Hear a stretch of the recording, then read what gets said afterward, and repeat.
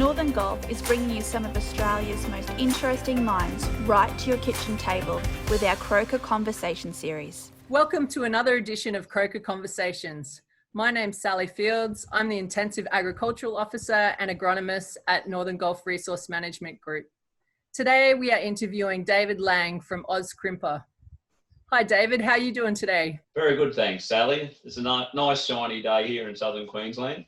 Yeah, it's beautiful autumn weather up here in North Queensland too. In the balmy 20s again. We're pretty lucky in autumn up here. Yeah, that sounds good. Tell us a little bit about yourself. Have you been farming long? Well, I've been farming all my life, but there's probably 5 generations before me that have been farming, but we've only been farming on their current location for the last 20 years. But we're mainly into the cattle side of things now, grass for cattle. But we've been looking for down the regenerative ag side of things probably for more than 10 years now. Before it was even called regenerative ag, we're looking at doing things differently, and it was put to me that we're looking for a biological farming system rather than a chemical farming system originally. But now it's just all things coined under regenerative agriculture. How long do you think that term's been around for? When did you first see it pop up, David? Regenerative agriculture, it started appearing probably about 5 years ago, I think. Mm-hmm. But there'd been people working on that sort of thing, for a lot longer than that, yeah. So you've, one of the things you do is make roller crimpers. Can you tell our audience a little bit about what inspired you to, maybe first of all, there might be quite a few listeners that don't even know what a roller crimper is, but if you could, I guess, lead in of what got you onto making roller crimpers and maybe explain firstly what a roller crimper is to the audience. A roller crimper, or we probably like to call it a cover crop roller crimper. Mm-hmm. And what it does is it's a drum with blades on it that actually rolls down the crop and crimps the stem, much like your mower, your conditioning in the mower conditioners when you're making hay. It actually puts a crimp in the stem and breaks the sap flow, and the plant is then dies off or browns off, so that it's no longer taking moisture out of the soil. The original design of the cover crop roller crimpers was for the organic industry, where they were looking, because one of their only ways to curb their weed infestations was cultivation and tillage. Mm-hmm. And with this idea of the cover crops and using crimpers, they were able to reduce the number of tillages they were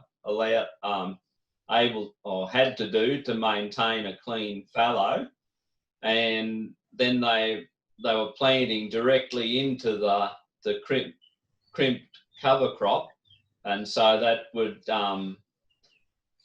keep the weed germination down during the early stage of their crop growth. We built our first crimper roller, cover crop crimper roller, nearly 5 years ago now, and used Rodale designs. But since we built the first one, we refined the way we build them a little bit and make them a little bit easier to manufacture, but also gives us a bit more flexibility in the different widths that we can make the drums. What it does, it's actually the weight of the crimper roller that gives you the crimp, and we've built a fair bit of weight into these these rollers, just in the amount of steel that we use. And we can also add a little bit of water to the drum to give some extra weight. So how heavy is the roller crimper without the water, David? Well, a 3-metre machine would weigh around about 1,200 kilos. That's a 3-point linkage machine, and we can add another 200 kilos of weight to that machine with liquid inside the drum. For the weight of the machine, we've a 3-metre machine weighs 3-point linkage machine weighs about 1,200 kilos, and with the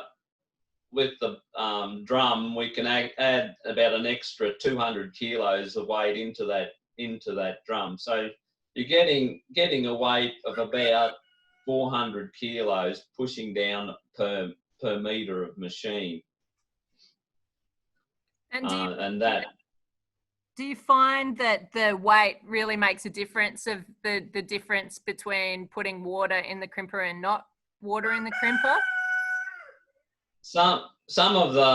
It depends a little bit on the crops that we're crimping, but some of the crops do need that bit more weight, and but I guess the major thing about the getting a good job is to have the crop at the right stage to crimp, to get the good brown out of the crop when you're crimping it.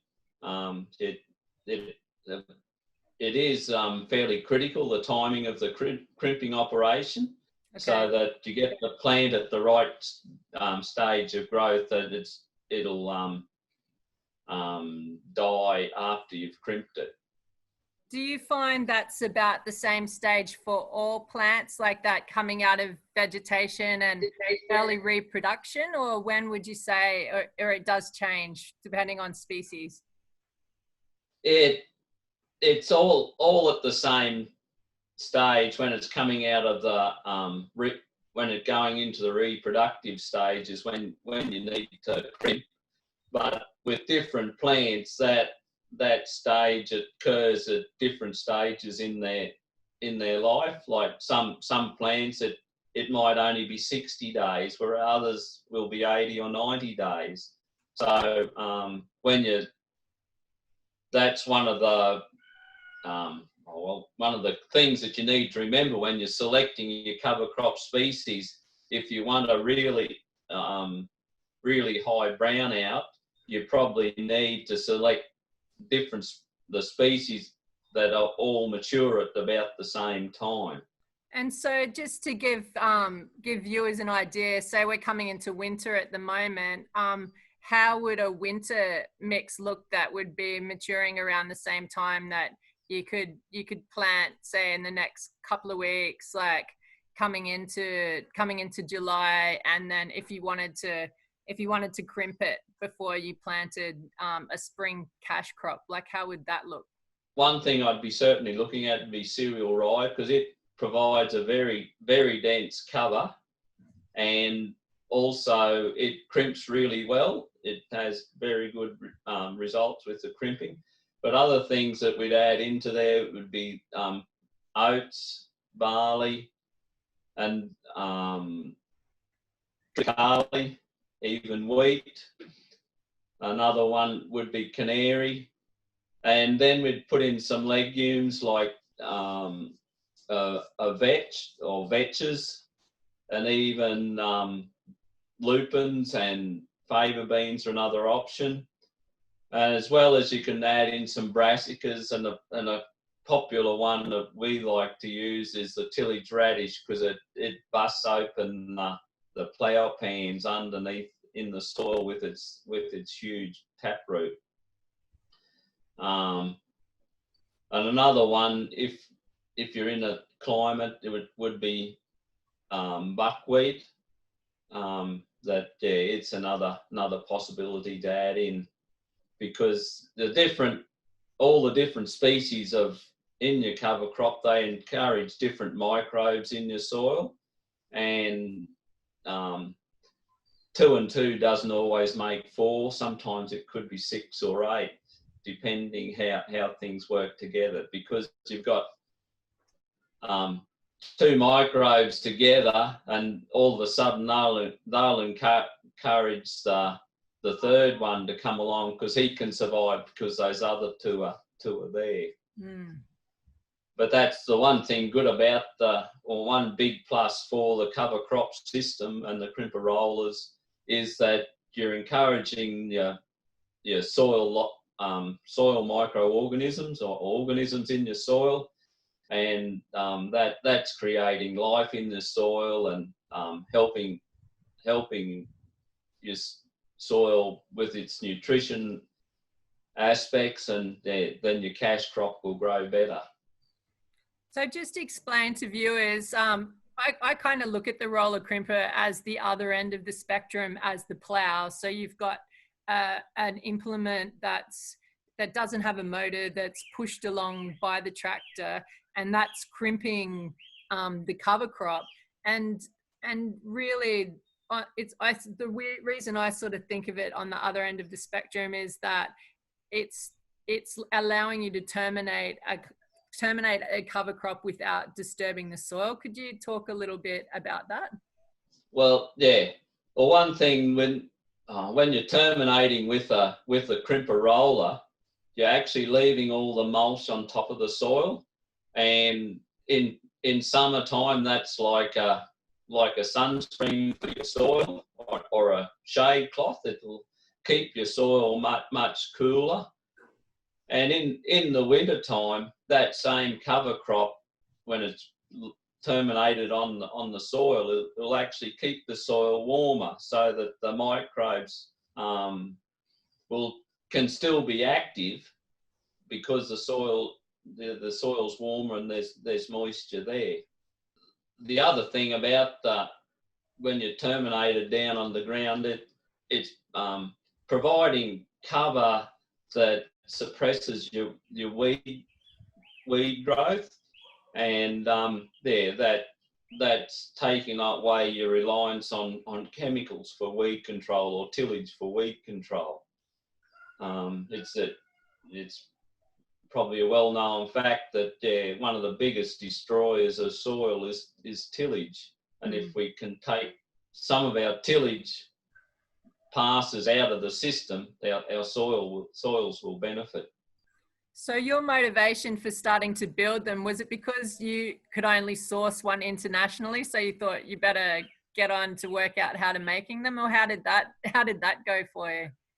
Well, my son's actually a boiler maker who's coming to the end of his apprenticeship, and he was looking for a challenge, and I said, well, why don't you build one of these crimper rollers? Because we would use one in our system, and like we built the first one and said, well, there's nobody else around much that's making them, or that why don't we try making them to sell? So that's how it all come about originally. But there are, most of them, they're made in America, but yeah, we took one and we've actually changed the way we make them now, that to make them a little bit heavier and a bit more rugged for the Australian conditions. Like our axles with the drums roll on are not welded into the drum, they're actually bolt on, so that if somebody breaks an axle, it's a spare part. It's not a cut and weld job to repair. The other thing that we offer is that we've got holes in the blades as they're welded on, so if you happen to wear it out, we can supply a replacement set of blades that will bolt on. And the other thing with our design is that the blades aren't attached directly onto the drum. There's a space between the bottom of the blade and the drum. And we found that it's much easier to clean those blades from dirt if the blade's not right hard up against the centre drum.